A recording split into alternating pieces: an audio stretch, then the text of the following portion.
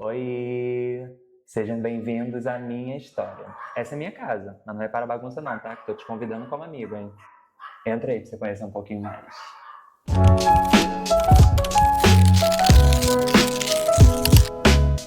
Bom, hoje é a estreia do Papo com Gabi, mas eu não vou usar isso aqui não. Até porque vocês vão conhecer um pouco da minha história. Bom, agora que você já tá na minha casa, né? Senta aí no sofá também da sua. E antes da gente conhecer a história do pessoal que vai passar aqui pelo Papo com Gabi, vamos conhecer um pouquinho da minha história? Prometo não chorar. Então, Gabriel, vamos lá, vou te fazer algumas perguntas para a gente conhecer mais de você. E antes de tudo, a gente quer começar do começo. Então, conta um pouquinho de quem é o Gabriel, de onde o Gabriel veio, como tudo começou, desde a infância, mais ou menos. Bom, minha história começa lá em 17 de dezembro de 1996, quando eu vim ao mundo, né? E eu nasci e cresci ali na ilha de Itaoca, ali no Complexo de Salgueiro, aqui em São Gonçalo. E apesar de muita simplicidade no local, na minha família, eu sempre fui uma criança muito feliz e cheia de sonhos, né? Então os meus primeiros passos foram ali com os meus amigos, com os meus primos, brincando, me divertindo, vendo a rotina, né, da minha família, a rotina do meu pai, da minha mãe, eu ali com os meus irmãos, a gente brincando na praia, né, porque meu pai é pescador. Então, tudo isso faz parte da minha infância, né? O mar. Então, eu cresci ali, vivendo aquela simplicidade, o famoso pé na areia, né? Ali no chão do mar da ilha de Itaoca. Como que foi? Você ficou até sair de casa lá? Você ficou até uma certa idade, depois a família se mudou? Como que foi essa transição aí da adolescência, né? Bom, os meus pais se separaram quando eu tinha 6 anos de idade. Então, foi um momento muito conturbado na minha família, porque eu era muito novo, os meus irmãos também eram novos. E no primeiro instante eu fui morar com minha mãe, né, por ser o mais novo. E aí os meus irmãos puderam escolher ficar com meu pai. Mas eu nunca me desvinculei ali de Itaoca, né, porque mesmo eu morando já aqui para fora, né, que a gente tem esse costume de dizer aqui em São Gonçalo, eu vivia muito em Itaoca. Eu saía da escola correndo e ficava ali, né? Voltava ali para brincar com meus amigos, com a minha família ali em Itaoca. Então eu posso dizer que mesmo morando aqui fora, eu nunca deixei de estar ali dentro. E aí durante a minha adolescência também, eu passei ali, né? Porque aí eu já era maiorzinho, já podia escolher ficar com meu pai. E aí eu decidi voltar e comecei a estudar aqui em São Gonçalo. Então eu tinha a rotina de morar em Itaoca, que sempre foi muito difícil de acesso, de ônibus, enfim, de políticas públicas, né? Chegar até lá. Então eu tinha essa rotina de pegar ônibus, vir para São Gonçalo, estudar e voltar para Itaoca, porque era o que me fazia feliz, né? Era onde eu tinha os meus amigos, a minha família junto comigo. Show! E a gente vê bastante coisa no seu perfil, no dia a dia, que você cresceu na igreja. Conta um pouquinho dessa experiência pra gente. Cresceu, até hoje também frequenta. Então, conta um pouquinho pra gente como é que é essa caminhada sua também. Então, a minha família, né, por parte materna, ela é evangélica e por parte paterna é católica, né? Só que eu sempre fui para a igreja evangélica, né, porque eu gostava muito. Desde pequeno minha mãe me colocava para cantar, né? E eu lembro que a primeira música que eu cantei na igreja, ainda pequeno, foi Amo o Senhor, de Fernanda Brum, né? Eu até mostrei para vocês aí alguns CDs que eu tenho. E ela foi uma pessoa que também minha mãe sempre me incentivou a estar na igreja, né? Apesar de ter acesso a várias coisas, eu nunca quis deixar de estar na igreja. Isso também é muito importante, né? Então eu cresci ali, cresci na Igreja Batista de Itaoca, onde eu vivi a maior parte da minha vida. E ali na adolescência, já a juventude, eu fui para a Assembleia, que era uma igreja ao lado. Que os meus amigos foram para lá, então também fui, né? Todo mundo foi para a gente ficar junto, porque a gente cresceu todo mundo junto na mesma igreja, compartilhando as mesmas coisas. Então, assim, foi um momento muito legal. E já quando eu era, assim, adulto, né, que eu podia, assim, decidir, eu continuei seguindo os passos, né, da igreja evangélica. Até hoje eu levo os meus princípios junto comigo. E hoje eu não congrego mais, por diversas situações. mas eu ainda frequento. É onde eu me sinto bem, é onde eu tenho a minha comunhão com Deus, com os meus irmãos, né, meus amigos, e é onde eu me sinto feliz. Eu amo cantar. Amo cantar, eu fico cantando dentro de casa. Não tem um dia que eu não cante, eu sempre acordo, coloco a oração. E após a oração eu tenho que cantar. Eu me sinto num som gospel. Consegue dar uma palhinha pra gente cantando? Meu Deus! Como assim? Eu não estava preparado para esse momento. E aí, canto ou não canto, será? Ai, não sei não.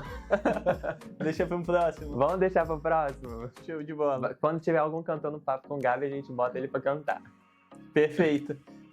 Quem sabe em breve. Quem sabe, né? Fica aí o spoiler. Gabriel, como é que foi a questão da sua aceitação? A gente sabe que então, como você comentou anteriormente, que nasceu ali na igreja, cresceu na igreja. Como é que foi esse processo, né, para você se aceitar, se assumir e não levar muito o que o pessoal fala, que a gente sabe que às vezes é doloroso, mas Sim.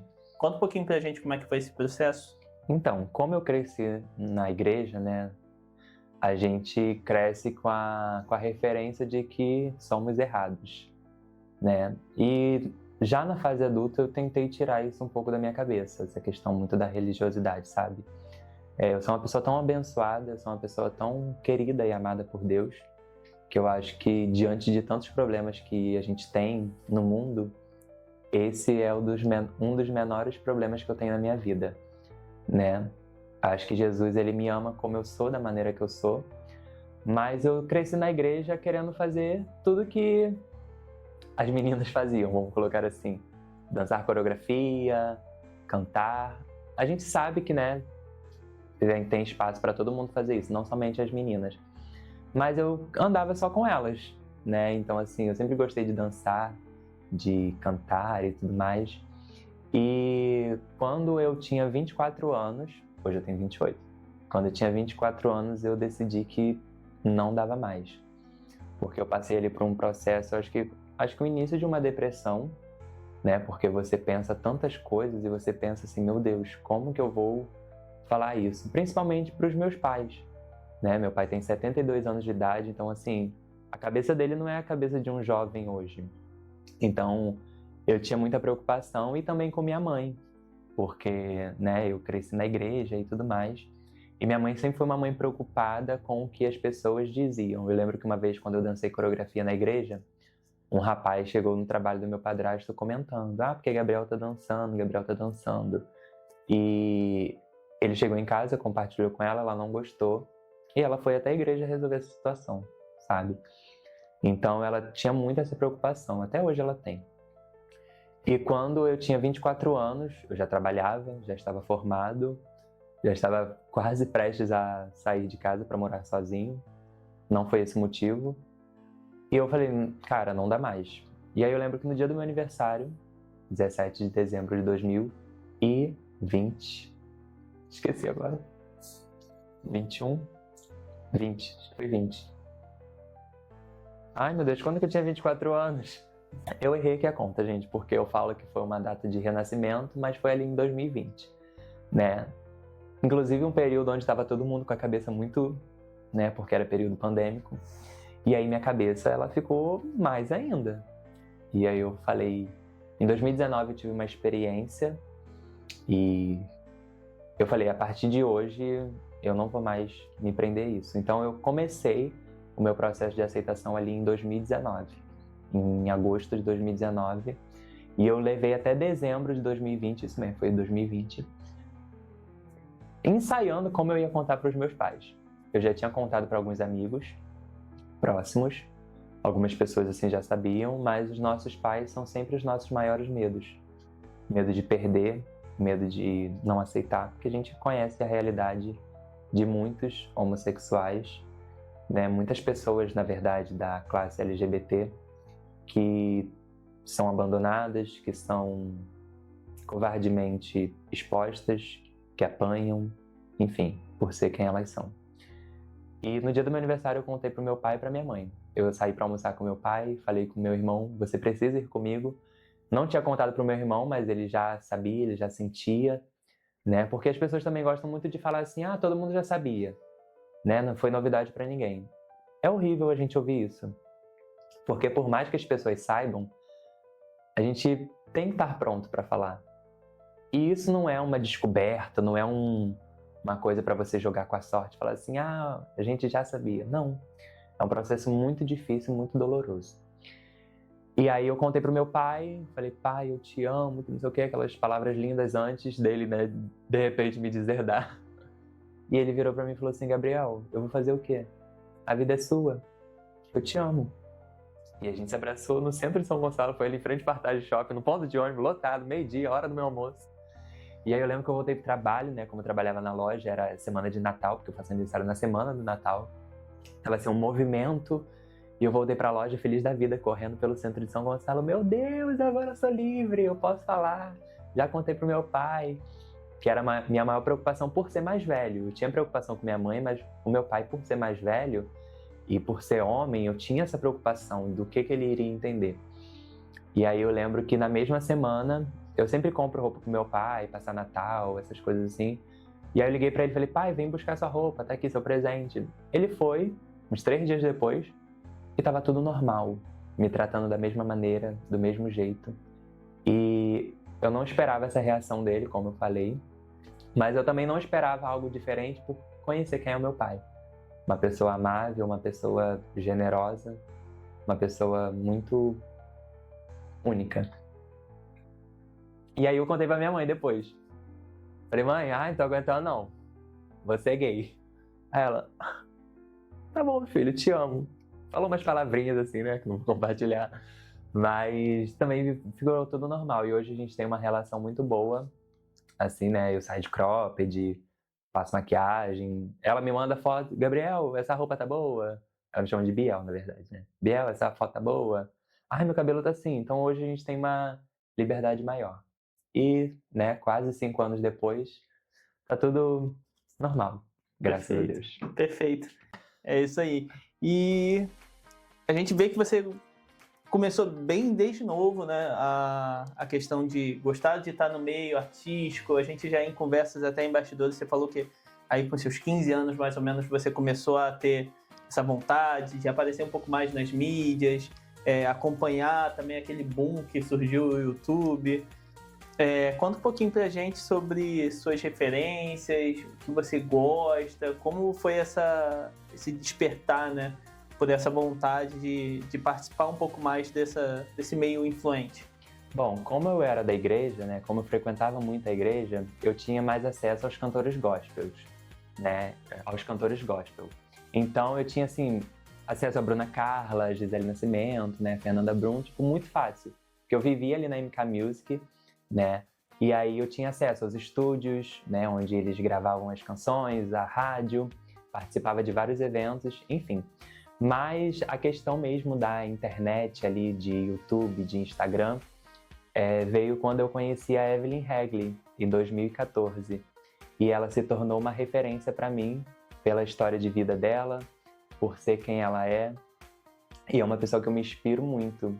Hoje eu tenho um contato enorme com a Evelyn, dela me mandar direct, oi, te amo, tô com saudade. E sem dúvidas ela é a minha referência, é alguém que eu quero entrevistar aqui no Papo com Gabi, é alguém que eu quero ter para sempre na minha vida. E é muito bom receber também esse carinho dela, né? Então ali em 2014 eu conheci a Evelyn, onde ela fazia os vídeos babados da vida. E em 2015, no dia 5 de outubro de 2015, eu tive a oportunidade de conhecê-la pessoalmente aqui em São Gonçalo, ali na Perfumaria Kennedy. E eu lembro que eu matei aula esse dia, eu faltei prova de história e eu fiquei na fila de 6h30 da manhã até meio-dia para poder conseguir falar com ela.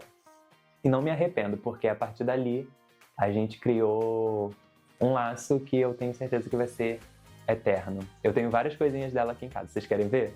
Falei pra vocês que eu tinha várias coisinhas da Evelyn Hagley, né? Ó, tem esse primeiro livro aqui, que é o livro É do Babado, depois Os Babados da Minha Vida, que conta um pouco do relacionamento dela com o Diego, dos filhos e tudo mais.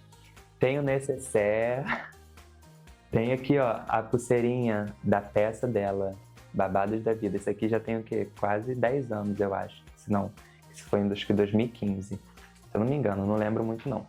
Tem o perfume também.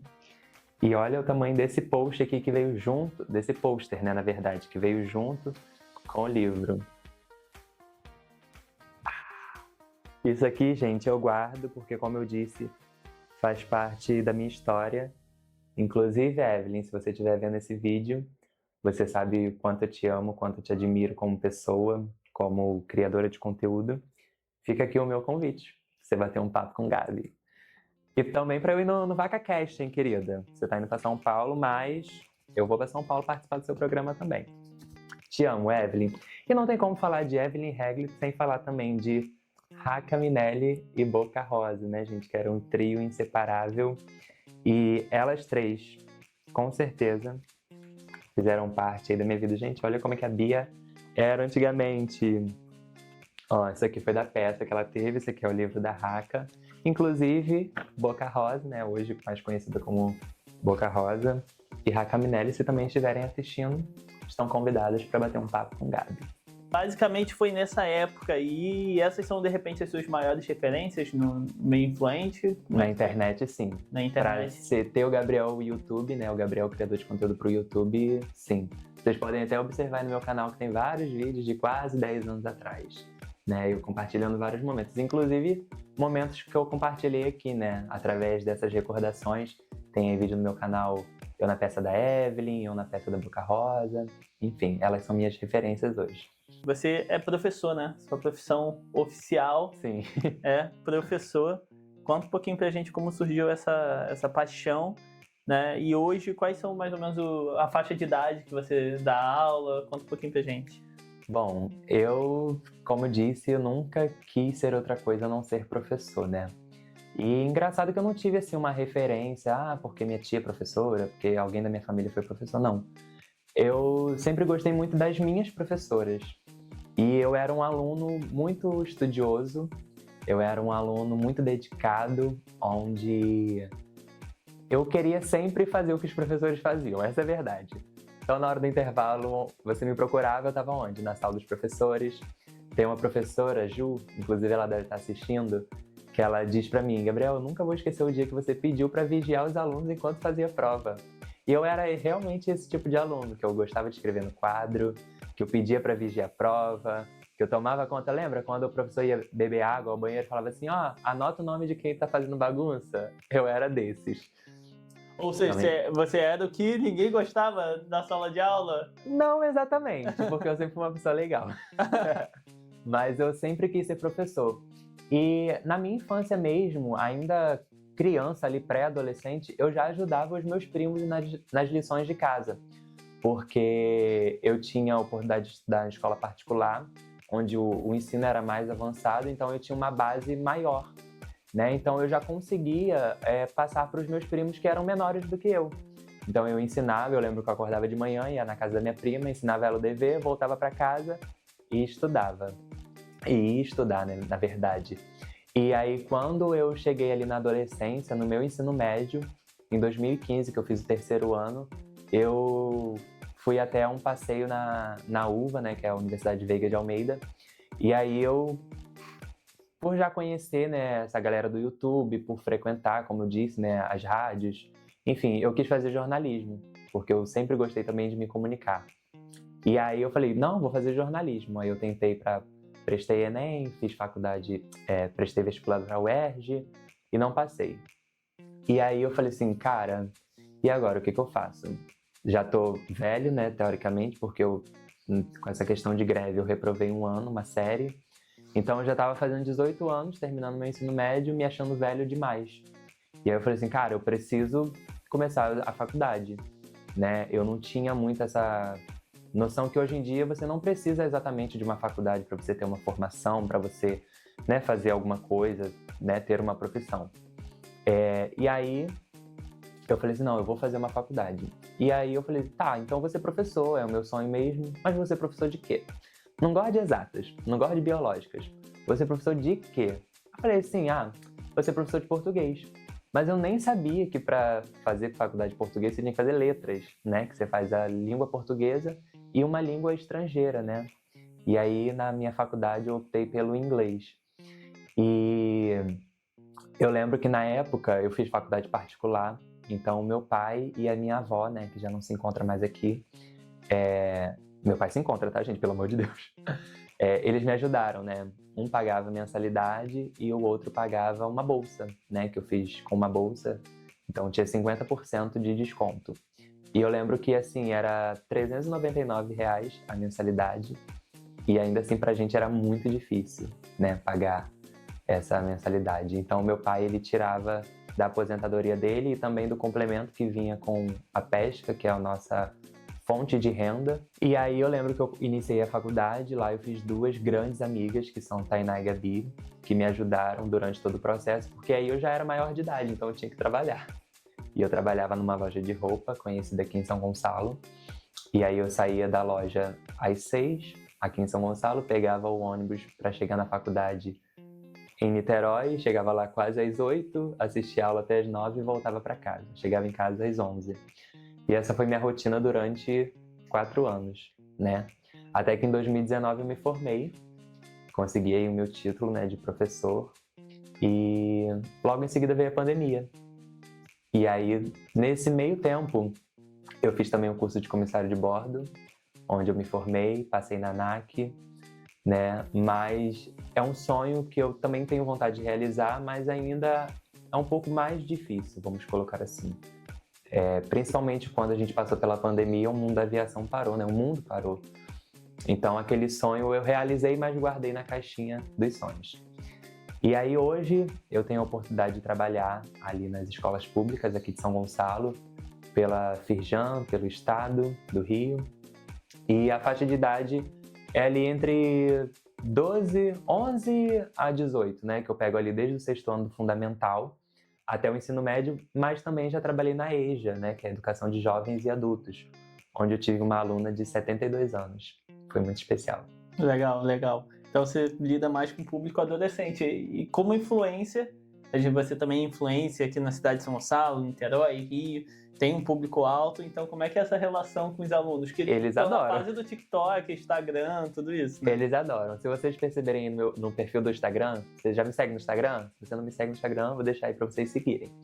Lá no meu perfil do Instagram a gente faz vários vídeos, essas trends, né, que estão em alta de professor e aluno, e eles adoram, assim. Os meus alunos, tem alguns que, né, também não... Ninguém gosta de todo mundo. Mas a maioria dos meus alunos, eles gostam muito de mim. Eu sou um professor muito, assim... Não digo nem no sentido de ser legal, mas é que eu sou uma pessoa muito carinhosa. Então eu pego o meu aluno e trago ele pra mim, sabe? Porque é muito mais do que ensinar. O aluno chega, às vezes, com fome. Às vezes ele chega sujo. Ele chega com uma bagagem de que o pai bateu na mãe. Ou que o irmão bateu nele.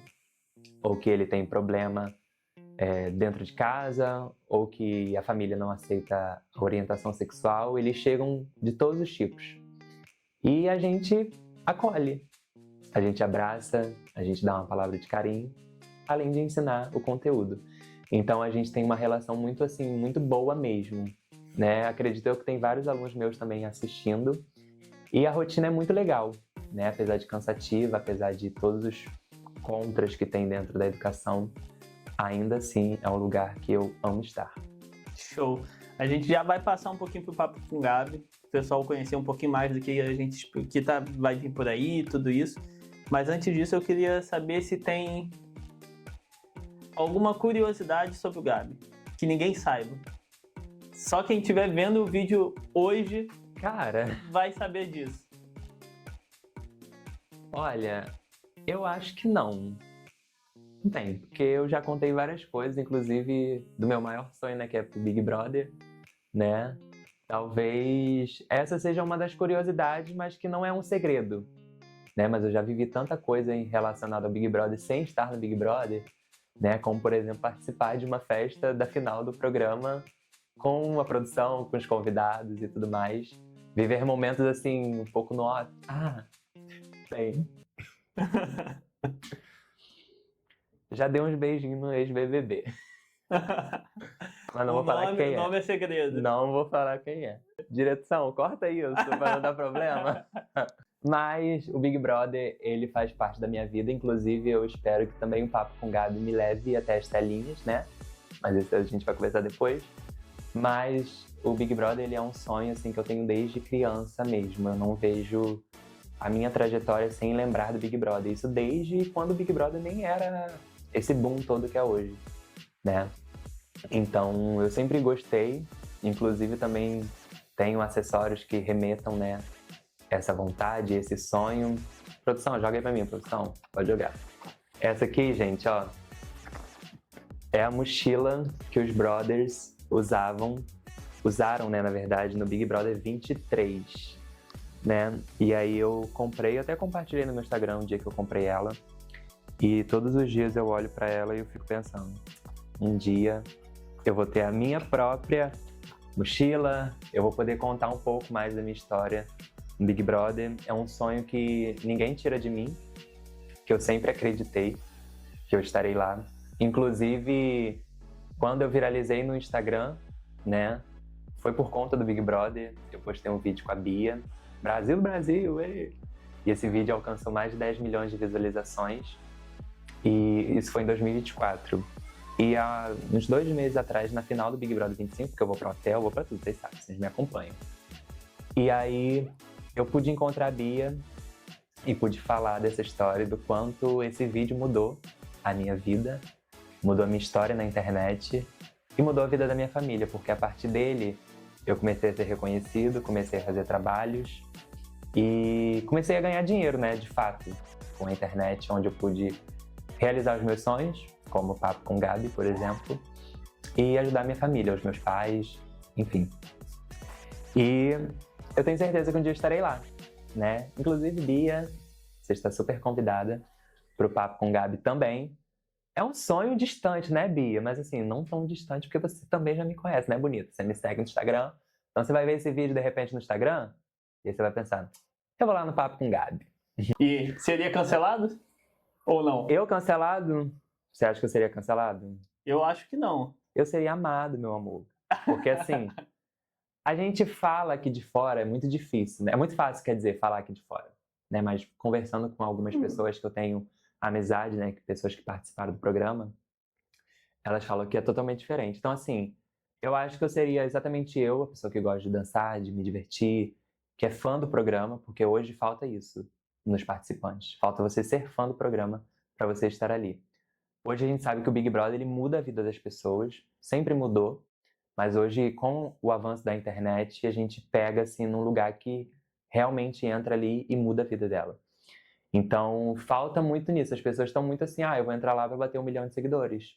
Tipo, você não vai entrar para viver uma prova de resistência, para participar de uma festa, para ter sua festa de líder, para ir no paredão e voltar e pular da piscina, pular na piscina, sabe? Você não vai para isso. Hoje em dia, são poucos os que vão. E aí eu posso até trazer uma referência, que é o Gil do Vigor, né? Quando ele entrou no programa, ele viveu o programa. E o Thiago Leifert, inclusive no discurso dele, fala que ele seja inspiração para quando outras pessoas se inscreverem no programa.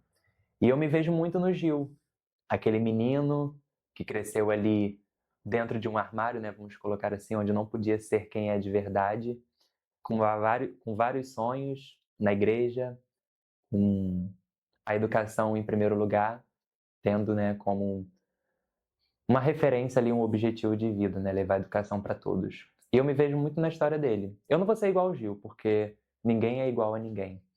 Mas se for para pensar num tipo de participante que eu seria, sem dúvidas eu seria ele pela história dele, que é igual a mim. Show. E agora vamos entrar no que eu acho que talvez o que mais interessa para as pessoas que estão curiosas, que é o que esperar do Papo com Gabi. Bom, o Papo com Gabi, ele surge aí do sonho, né, de me comunicar, de me levar às telinhas. É um projeto que nasceu do coração de Deus, para o meu coração, onde eu orei muito por esse dia, para que ele chegasse, e chegou. Se você está assistindo é porque deu certo. E eu espero que, além das histórias que eu vou contar aqui, né, que irão nos divertir, que irão nos emocionar, eu espero que ele me leve para muito mais perto dos meus sonhos. Do sonho de dar um conforto à minha família, aos meus pais, e também à minha vida, né? Como eu disse, apesar de amar a educação, é um momento muito difícil, Então eu espero que o Papo com Gabi ele me abra portas, oportunidades para poder chegar a lugares que eu sonho, que é a TV. Perfeito. E a gente pode esperar pessoas muito famosas? Como que tá como tá em Olha. relação aos convidados aí? É assim, eu não digo nem pessoas muito famosas, porque a minha intenção não é trazer a pessoa só porque ela tem 1 milhão de seguidores. Eu quero compartilhar histórias reais, assim como a minha. E eu tenho apenas 23 mil. E tem uma história muito linda. Então, independente se você tem 100 mil, 1 milhão, eu quero que as pessoas também conheçam a sua história. E se você tiver algum tipo de conexão comigo, que eu olhe para você, que a gente seja amigo, que a gente tenha alguma relação, eu vou te convidar para o Papo com Gabi, né? Como vocês sabem, a gente já gravou alguns programas, tem alguns aí que eu não vou dar spoiler. Gente famosa, aí é gente famosa. Tem gente famosa, mas eu quero trazer histórias. É claro, se Evelyn Regli, né, quiser participar do meu programa, nossa, eu vou adorar, Bia, Brasil do Brasil. Mas eu também quero trazer os meus amigos que são influenciadores, que são aqui de São Gonçalo, que têm o mesmo sonho, o mesmo objetivo que eu. Já tem algum spoiler dos convidados? Já temos. Na verdade, se você me segue no Instagram, que eu vou deixar aqui embaixo, e lá no Instagram do Papo com o Gabi também você já viu que a gente gravou 2 programas. São 2 influenciadoras de Niterói, eu não vou contar quem são não, você que vai ter que ir lá no Instagram saber. Mas a gente já tem um spoiler dos próximos convidados. Vamos ter aí um cantor de pagode. É só o que eu digo. A gente tá chegando ao fim e para finalizar, a gente vai fazer um bate-bola bem rapidinho sobre o Papo com o Gabi. Ok. Tá? Então vamos lá. Um sonho pro Papo com o Gabi. Chegar na televisão. Um lugar que você gostaria de gravar.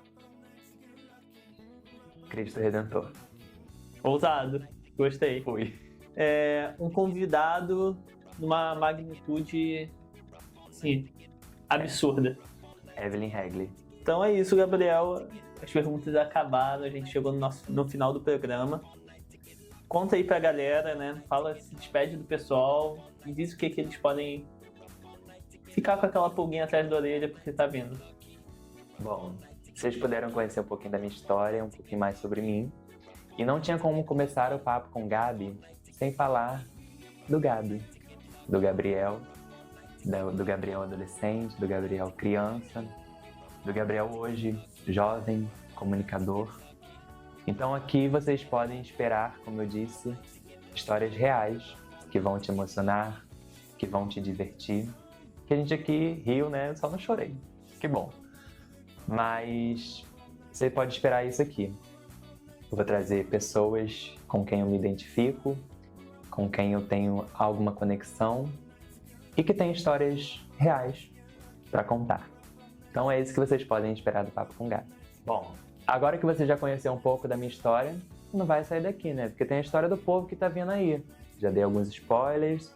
Então o que você vai fazer? Vai se inscrever aqui no canal, vai curtir o vídeo, vai comentar, ativar o sininho, não custa nada, né? Porque aí, se você quiser assim, Gabriel, leva fulano no Papo com Gabi. Eu tenho que ter o quê, ó? Para continuar. Então, você se inscrevendo, você me acompanhando nas redes sociais que estarão aqui embaixo, você vai me ajudar. Não custa nada compartilhar, ajudar um like, né? Uma curtida não cai o dedo, né, querido? Então é isso. Espero que vocês tenham gostado desse episódio. Como eu disse, eu não poderia contar a história das pessoas sem contar a minha própria história. Bom? Aguardo vocês dia 22, ao meio-dia, com a primeira convidada. Beijos!